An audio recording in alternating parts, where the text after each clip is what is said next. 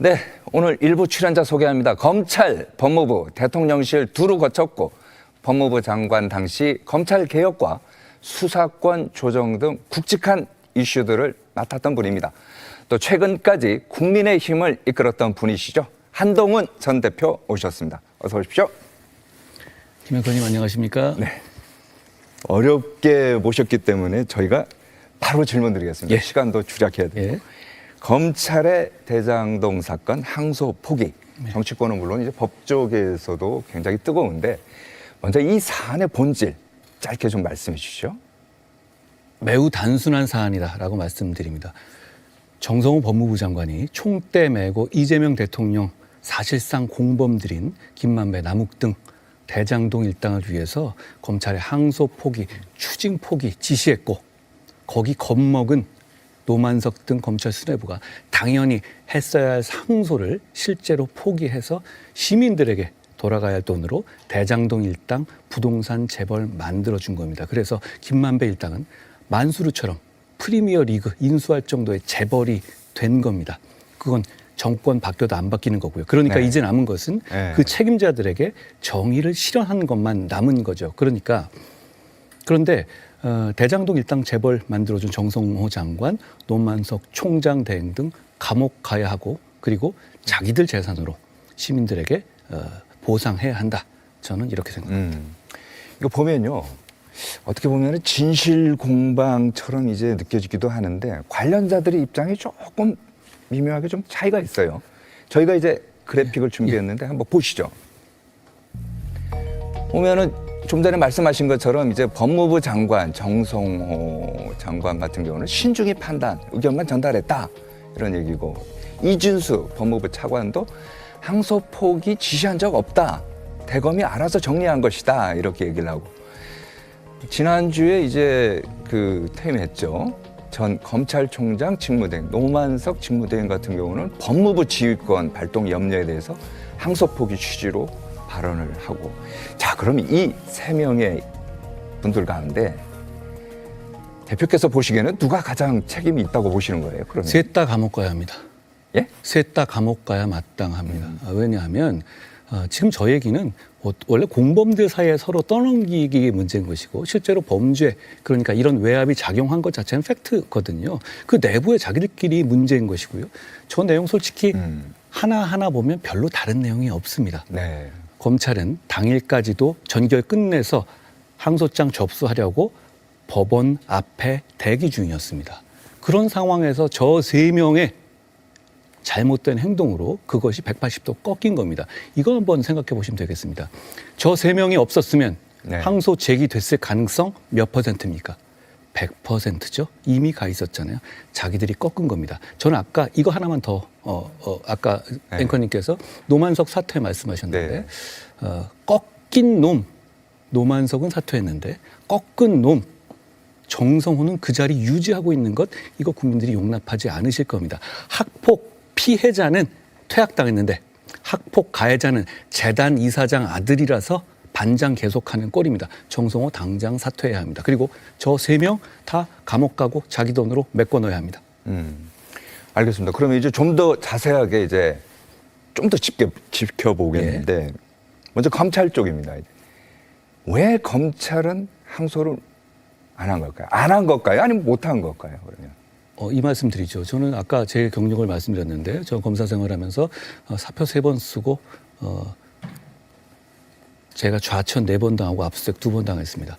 그리고 검사 신분 보장되고 있잖아요. 그건 이럴 때 국민 앞에 쪽팔리지 않게 행동하라고 신분 보장해 주는 거예요. 그러면 저는 이럴 때 그냥 밀어 넣었습니다. 그리고 그게 맞는 답이라면 국민들께서 다 지켜주십니다. 저건 법무부의 외압에 겁먹고 쫄아서 할 일을 안 한 겁니다. 그래서 대장동 일당 재벌 만들어준 거죠. 단순합니다. 여러 가지 3가지 선택지 이런 얘기하는 사람도 있던데 그런 웃기는 소리 하지 말고 그냥 쫄아서 안 넣은 겁니다. 남들 그동안 다 해왔어요. 그러니까 자기들은 저 3명의 얘기들이 그리고 첫날부터 좀 바뀌었잖아요. 첫날 정성호 장관은 자기는 모르는 일이었다고 했어요. 네. 그래놓고 노만석, 정진우 중앙지검장한테 독박 쓰라고 하려고 한 그런 그림이었을 건데 노만석도 아니 자기 혼자 죽기 싫으니까 자기가 한 것처럼 얘기했다가 뒤에 꼬리표를 붙였죠. 법무부와 의견을 참고했다고. 그런데 권력을 갖고 결정권을 가진 사람이 하는 의견 제시는 그건 지시죠. 그리고 그 지시에 따라서 당연히 해야 돼. 그러니까 실무와 100% 누구도 해야 된다고 얘기했던 항소 제기를 하지 않았던 것이고 그 결과 대장동 일당 부동산 재벌 만들어준 겁니다. 근데요, 이 3명 말고도요, 수사검사라든지 공판검사 같은 경우는 모두 이제 만장일치로 기소, 항소 의견을 이제 내지 않았습니까? 네. 자, 그렇다면은 나중에 징계받을 각오를 하더라도 검사들이 항소장 제출하면 되는 거 아니에요? 제가 그 항소 기한 지나기 1시간 전부터 강력하게 혼자서 경고했었죠. 그 이후에도 제가 검찰이 자살했다고 썼지만 그 전에는 뭐라고 썼냐면 이거 접수해라. 항소장 제출 안 하면 너희들 검사들 직권남용 직무유기 처벌받을 거다라고 경고했습니다. 네. 저는 앵커님 말씀에 동의해요. 그러니까 그 사람들 쪼답니다. 그리고 국민 앞에서 검사도 아니고 공직자도 아니고 바보같이 아무 제대로 자기가 해야 될 일을 안 한 거예요. 그런데 저는 이 말씀 드리고 싶어요. 그 사람들 다 처벌받아야 됩니다. 그런데 그 얘기를 민주당이 하면 안 돼요. 그건 민주당의 정권의 외압에 굴복한 그 사람들은 잘못됐으니까 이 사람들 혼나야 한다. 저도 동의합니다. 국민들께서 그렇게 말씀해 주시는 건 저는 너무너무 맞는 말이라고 생각해요. 그런데 외압을 가한 민주당 정권이 그렇게 얘기하는 거는 어느 도단이죠? 지금 민주당 정권이 나서서 검사 징계법이니 뭐니 이러고 있지 않습니까? 네. 아니 그거는 꺾은 놈이 너 왜 꺾였니? 꺾인 애는 넌 잘못한 거야. 이런 주장을 하는 거예요. 그러면 실컷 두드려 팬 깡패가 맞은 애 너 왜 나한테 맞았어? 이러는 거 아닙니까? 자, 국민을 지켜야 될 경호원이에요. 검찰은. 그런데 깡패가 와서 얘를 두드려 팼습니다. 그래갖고 문을 열어줬어요. 그걸 국민 입장에선 비난할 수 있어요. 너 왜 우리 못 지켰어? 이렇게. 그렇지만 두들겨 팬 깡패는 그런 소리 하면 안 됩니다. 그래서 그런지 이제 지난주, 그러니까 며칠 전이죠. 금요일 날 한국 갤럽 여론조사가 이와 관련해서 나왔어요. 한번 보시죠. 검찰 대장동 사건 항소 포기 의견 적절하다. 항소 포기한 것이 적절하다 하는 것이 29%고 적절하지 않다는 것이 훨씬 높습니다. 48%. 이 여론조사는 한국 갤럽이 지난 11일부터 13일까지 실시한 것이고요. 자세한 내용은 중앙선거 여론조사 심의위원회 홈페이지 참고하시면 될 것 같습니다. 자, 이 여론조사 이거는 또 어떻게 읽힙니까? 48대 29. 그냥 저거 어떤 여론조사인지 앵커님께 자세히 설명해 주셨는데 그거 설명하지 않고 지나가는 국민들께 물어보면 저거 민주당 정권 내지 민주당과 국민의힘 지지율 아니야? 네. 이러실 거예요. 그런 정반대가 됐죠. 그러니까 국민의힘을 지지하지 않는 중도 분들도 분노하고 계신다는 이야기입니다. 그러니까 이 이슈가 얼마나 민주당 정권이 오만방자하게 선을 넘은 건지를 보여주는 것이죠. 역으로 저는 이게 우리 국민의힘을 포함한 보수 지지자들 그리고 보수 정치인들에게 시사해 주는 점이 있다고 생각해요. 보수 정치에 실망하시는 분들이 많이 계십니다.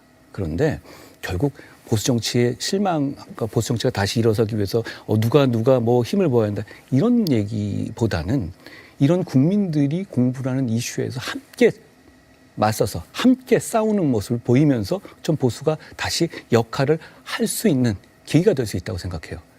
국민들께서 먼저 나서시는 거예요. 국민들께서 먼저 분노하고 계십니다. 민심을 받아들여야 한다. 그래서 지금 민주당이 저렇게까지 막 나갈 수 있는 이유는 국민의힘이 제대로 역할을 못 해주기 때문입니다. 대한세력으로서의 그 힘을 보여주지 못하고 있기 때문입니다. 우리 반성해야 합니다. 국민들께서 먼저 나서고 계시지 않습니까? 네. 우리가 국민의힘이 정말 국민의 힘이 되기 위해서 국민의힘 내부에서도요. 생각들이 다른 분들이 많이 계십니다. 그런데 그거 좀 접어두고 지금 이 절체절명의 독재의 길목에서 함께 싸워야 한다는 말씀 드려요. 왜 제가 독재의 길목이라고 말씀드리냐면요. 이거 대충 넘어가죠. 대장동 일당에게 7천억 몰아준 추징 포기를 대충 넘어가고 국민들이 이 정도는 봐주는데 라고 생각하면 민주당 정권 다음에 뭐 할 것 같습니까? 이재명과 관련된 모든 사건 공소 취소해버리고 대법원 갈아엎을 겁니다. 그렇게 되면 대한민국이 진짜 오랫동안 수십 년 동안 피땀 흘려 일궈온 토대가 무너지는 겁니다.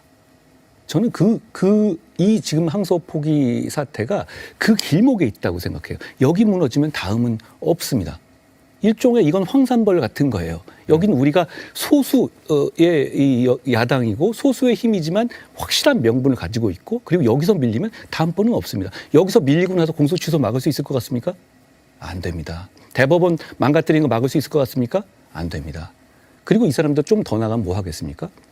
저는 이렇게까지 무리하는 것은 김만배 등 대장동 일당 등으로부터 이재명 대통령 측이 협박받았을 것이라고 생각해요. 왜냐하면 이 사람들이 입만 뻥끗하면 이재명 정권은 끝이거든요. 그러니까 이 사람들 요구를 들어줄 수밖에 없는 너무 거죠. 좀 나사 저는 그렇게 나가는 거 생각합니다. 아닙니다. 그게 아니면 도대체 왜 민주당은 바보입니까? 이거 국민들이 반발할 거 몰랐을까요? 어쩔 수 없이 여기까지 온 겁니다. 왜냐하면 그리고 이 과정을 보세요. 이게 항소 기간이 있는데 그동안에 한마디도 없이 계속 조용하다가 마지막 날 갑자기 강력한 외압이 들어갔어요. 이건 어딘가에서 거부할 수 없는 조건을 받은 거예요. 제가 이쪽에 있어봤지 않습니까? 보통 이렇게 압박 넣을 때면 저는 많이 받아보고 싸워봤는데 사전에 정지 작업을 해요. 무슨 뭐 회의체도 만들었다가 무슨 부장 회의를 해서 자기 편 좀 어용으로 끼워놓고 비슷하게 몇 대 몇 만들어봤다가 이렇게 언론 플레이도 좀 하고 이러거든요. 앵커님, 이거 항소 안 할 거라는 보도가 이전에 단 하나도 있었습니까? 그날 10시 반까지, 밤 10시 반까지 단 한 건도 없었습니다. 왜 그렇겠습니까? 너무 당연하거든요. 뉴스 가치가 없는 거예요.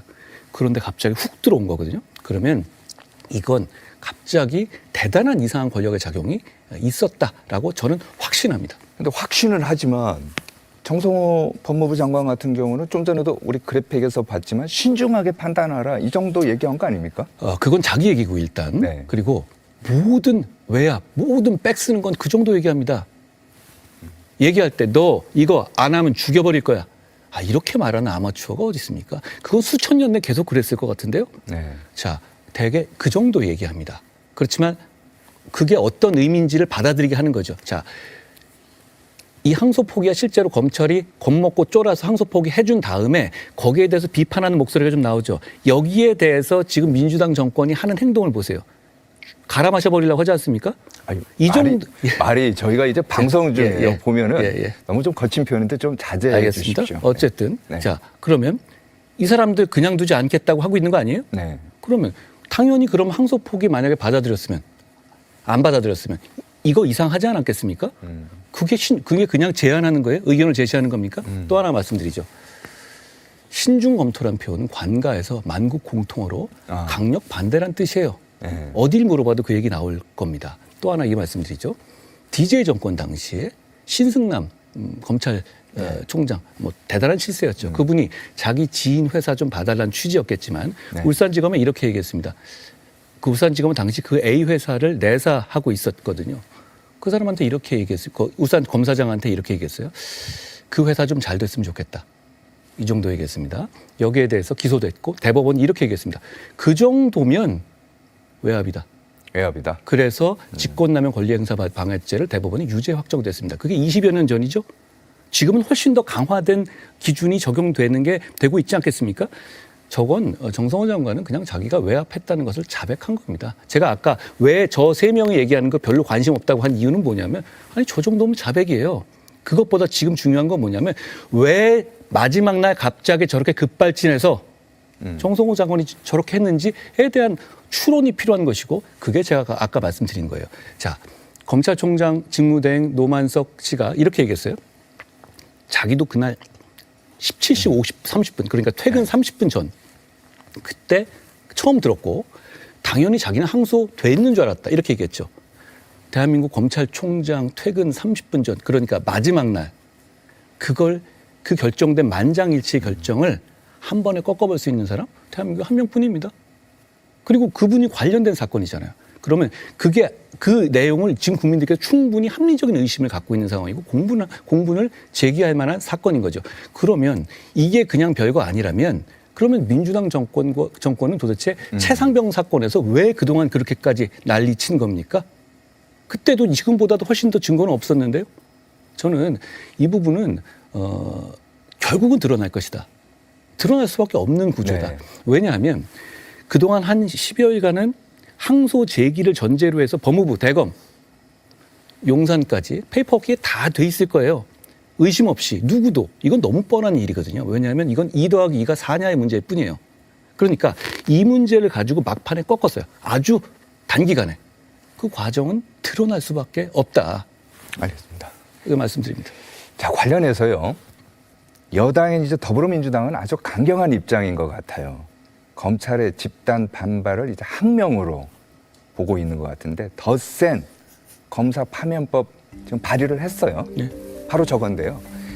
아시겠지만은 검사장법, 이제 검사징계법이 이제 폐지되면서 쉽게 말해서 이제 국가공무원과 검사가 이제 똑같이 해라. 그래서 국가공무원법에 따라서 검사도 파면할 수 있다. 뭐 이런 건데 이거에 대해서는 어떻게 생각하십니까? 이럴 때 제대로 하라고 신분보장을 해줬던 거예요. 그동안에 검찰에. 이럴 때 제대로 못했습니다. 신분보장 받을 자격 없습니다. 그런데 이 얘기는 제대로 보호받지 못한 국민들께서 하실 수 있는 얘기예요. 그런데 검찰의 외압을 가했던 주체이자 더 나쁜 민주당 정권이 너 왜 외압 들어줬어? 라는 식으로 검사 신분보장 필요 없다. 아, 이거는 도대체 말입니까? 막걸리입니까? 자, 저는 그렇게 생각합니다. 검찰 보호할 생각 없어요. 이때 검찰은 항소장 제출했었어야만 해요. 그리고 그동안 그런 일 많이 있어 왔습니다. 네. 검찰이 제대로 행동 못했으니까 제대로 행동하라는 채찍을 국민들께서 내리시는 것은 저는 100% 공감합니다. 그런데 이건 민주당은 네. 자기들이 두드러 패놓고 앞으로 너희들 더 찍소리 하지 말라고 하는 채찍이에요. 이건 이 그림 자체가 이 사안이 대장동 일당 편인 민주당 대 나머지 국민의 편이다라는 이 사안의 구도를 명확하게 보여주는 것이라고 생각합니다. 제가 오늘 얼마 전에 저와 새벽 배송 토론을 했던 정의당의 장혜영 전 의원님의 페북글을 봤어요. 그분도 이 사안에 대해서 강력하게 비판하십니다. 정의당도요. 결국은 이건 대장동 일당 그리고 대장동 일당을 편드는 민주당 그리고 조국 이 정도 말고는 다 비판하고 계십니다. 그런데 못 낀 놈이 성된다고 본인들이 오히려 오버하고 화내고 있죠. 보통 이럴 때 진짜 코너에 몰린 사람들이 이렇게 행동을 하죠. 이러면서 이렇게 정말 국민들 무서운지 모르는 사람이다 이렇게 생각합니다. 국민들께서 항소포기 외압을 겁먹고 들어준 검찰에게 너희 신분보장 이제 필요 없어 라고 하는 것 이해합니다. 그런데 항소포기를 외압을 넣은 주체인 민주당 정권이 저러는 것 저건 미친 거다. 저는 이렇게 생각합니다. 알겠습니다. 자, 그러면 또 다른 이제 좀 전에도 이제 말씀을 하셨습니다만 이번 사안의 또 쟁점이 이제 부당이익 환수. 예. 요게 이제 되는 것 같아요. 일각에서는 검찰이 항소 포기로 7,800억 원대 추징금을 이제 못 받게 됐다. 이렇게 이제 주장도 하고요. 그러니까 반면에 정성호 법무부 장관 같은 경우는 아니다. 민사소송을 통해서 얼마든지 가능하다. 이런 주장도 해요. 민사소송을 통해서 가능합니까? 정확하게 어떻게 먼저 액수를 말하면 대충 7천억 정도라고 보시는 게 네. 맞을 것 같아요. 앞선에 보면 여러 가지 계산 방식이 있지만 자 아까 제가 거치게 말하지 말씀하지 말아달라는 말씀드렸는데 이건 좀 거치게 말하죠. 이건 헛소리입니다. 조국도 그런 얘기하다가 토론하자고 하니까 도망갔습니다. 그러니까 무슨 얘기냐면 정성호 이분 이렇게 말씀했어요. 정확하게 정성호 조국은 이렇게 했어요. 이건 원래 추징이 아니라 민사로 해야만 하는 거다. 이런 얘기거든요. 그런데 이건 부패재산 몰수특례법 자체를 무시하는 거예요. 그 법에 민사를 하기 어려운 이런 사안에서는 국가가 추징으로 피해자에게 환수를 도와주는다는 얘기거든요. 네. 그걸 위해서 한다고 이 대장동 판결문 자체에도 나와 있습니다. 앵커님 이거 한번 생각해 보시죠. 앵커님께서 만약에 보이스피싱으로 한 5억 정도를 사기 당했습니다. 네. 그런데 국가가 나서서 그 보이스피싱 잡았어요. 보이스피싱범 재판하면서 이 보이스피싱범이 갖고 있는 재산을 압류했습니다. 추징하기 위해서. 이런 상황에서 법무부 장관이 나서서 자 이거 추징 풀어줘. 개인이 피해자가 자기 돈으로 변호사 선임해서 이 사람 상대로 민사소송하면 되는 거야. 이 말하고 100% 같은 말이거든요. 이거 이러려면 국가가 뭐하러 필요합니까? 기존에 해왔던 것을 못하게 한 거잖아요. 근데 왜 이래야 되죠? 그러니까 저는 이 말씀 드리고 싶습니다. 이분들 왜 이렇게 대장동 일당 편 드는 거죠? 왜 대장동 일당 편을 들어야 합니까? 성남 시민의 편을 들지 않고. 성남 시민이 대장동 일당한테 속아서 수용당했잖아요. 아주 싼 가격으로. 이 돈이 7천억이라는 돈이 갑자기 하늘에 뚝 떨어진 돈이 아니라 이 성남 시민들의 고혈이에요. 이분들한테 가야 될 돈이잖아요. 그러니까 사람들이 분노했던 것이고요. 그런데 왜 이 국면에서 민주당 정권과 조국 등등은 왜 이 국면에서 저렇게까지 알뜰살뜰하게 대장동 일당 편을 들어야 하는 겁니까? 민사는 안 되는 이유를 설명드리면 지금 60매덕밖에 가압류 안 돼 있었어요. 그만큼 어렵습니다. 그럼 이거랑 똑같습니다. 아까 제가 말씀드린 사안에서 앵커님이 보이스피싱 사범한테 민사소송 할 수 있죠. 그런데 입장 바꿔 생각해 보시죠. 그거 국가가 그거 풀어주면 분노 안 하시겠어요? 국가 권력으로 이렇게 해주다가 그걸 갑자기 손 빼요. 아무 이유 없이. 그러놓고 당신이 알아서 해. 아니 그러지 말라고 17년 전에 이 법 만든 거예요. 부패 재산 몰수 특례법 17년 전에 만든 거고 그 17년 전에 만든 때 정성호 법무부 장관도 국회의원으로 찬성한 법입니다. 틀린 소리다. 이렇게 말씀드립니다. 자, 근데 이 사건의 피해자는요, 성남개발공사 아닌가요? 성남개발공사는 사실 성남 시민이라고 할 수 있는 것이죠. 그렇죠. 예. 그럼 피해자 돈이 국고로 환수하는 게 아니고 이쪽으로 가야 되는 거 맞는 거 아닌가요? 어디로요? 성남으로요. 당연하죠. 예. 아니, 이 부패자산 몰수법의 추징 몰수는요, 예. 받아서 피해자한테 돌려준다는 뜻이에요. 받아서 피해자한테 돌려준다. 국가가 그냥 가져가겠다는 게 아니라, 그러니까 네. 무슨 얘기냐면 아까 같은 보이스피싱 사안에서 피해자한테 돌려주겠다는 얘기예요. 너무 좋은 법 아닙니까? 그런데 이걸 왜 막죠, 자기들이? 그리고 이 돈 가지고 지금 김만배 일당, 남욱등 등이 부동산 재벌됐고, 그리고 적반 하장식으로 이거 안 풀어주면 우리 국가 배상할 거야? 이렇게 나오고 있잖아요. 네. 이거는 그냥 근데 이게 정말 약 오르는 점은 뭐냐면 비가역적이에요. 정권이 바뀌든 뭘 하든 간에 이 사람들이 재벌된 이 항소 폭이 못 바꿉니다. 자, 그리고요. 대장동 사건의 민간업자죠. 남욱 씨, 남욱 변호사. 이게 자산 동결 안 풀면 국가배상 청구 검토하겠다라는 얘기가 들려요. 그 사람 입장에서는 그러지 않겠어요? 이제 어떤 비난받을 짓을 하더라도 항소심에서 형량이 높아질 가능성이 없어졌습니다. 이번 항소 포기로. 불이익 변경 금지라는 게 있어요. 그러니까 1심에서 나왔는데 검사가 항소 안 하잖아요. 네. 그럼 1심에서 나온 결론보다 조금이라도 올라갈 수가 없는 거예요. 그러니까 여기서 아무리 이상하게 개판 쳐도 네. 항소심에서 손해볼 게 없습니다. 그리고 이 사람은 나가서 천억 재산가로 그냥 재벌처럼 행동하면 되는 거 아니에요? 그러니까 이제는 내 돈 내놔.